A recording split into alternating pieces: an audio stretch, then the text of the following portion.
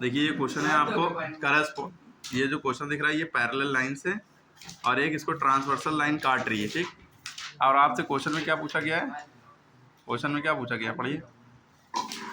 Examine whether A B and C D are parallel, कह रहे हैं ये ए बी और सी डी पैरेलल हैं इन केसेस में। तो कह रहे हैं बी बराबर 80 है और वाई बराबर 80 है, बी और वाई दोनों 80 है। तो आप देखेंगे जब इसमें, तो ये बी है और वाई कहाँ है, ये वाई है, तो ये दोनों करस्पॉन्डिंग एंगल है। तो करस्पॉन्डिंग एंगल इक्वल होते हैं ना, ये एंगल जो एक बाहर होगा और एक अंदर लाइन के, तो ये दोनों करस्पॉन्डिंग है और सी और जेड करस्पॉन्डिंग है, ये और ये इक्वल होंगे, ठीक है।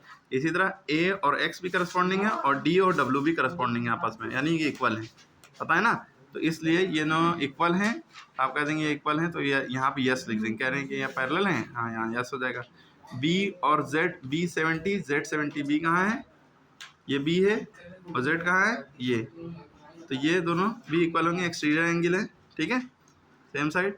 तो ये no sorry exterior angle equal नहीं होंगे ये इसलिए यहाँ पे कहेंगे ये दोनों इक्वल नहीं है, ये नो हो जाएगा इसका आंसर, ओके। इक्वल वही होंगे जो प्रॉपर्टीज होती है, करस्पॉन्डिंग एंगल और ये सब। ए बराबर 40, वाई बराबर 40, ए 40 है, वाई भी 40 होगा, नहीं, वाई अगर डी बराबर 40 होता, वाई बराबर 40 होता तो होता, क्योंकि ये अल्टरनेट इंटीरियर एंगल ये और ये बनेगा।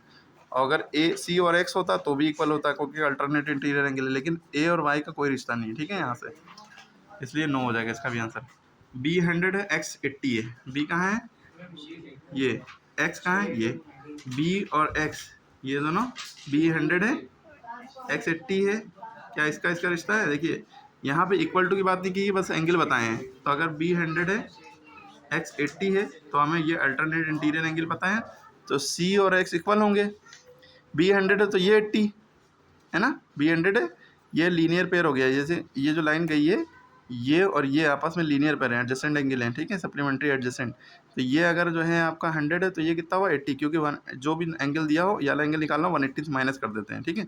जब भी कोई लाइन है और यूँ एंगल दिया है, ये वाला एंगल निकालना है तो 180 से इसको माइनस कर दो, ये आ जाएगा, ठीक है। तो ये 80 आ गया, ये 80 तो ये 80, तो एक्स 80 आ रहा है, देखिए है, तो इसलिए ये इक्वल है। तो उसके बाद सी 65 है, एक्स 65 है, सी कहाँ है, ये सी, ये 65 अगर है, कह रहे हैं एक्स भी 65, हाँ अल्टरनेट इंटीरियर है, दोनों इक्वल होंगे, तो ये भी सही है।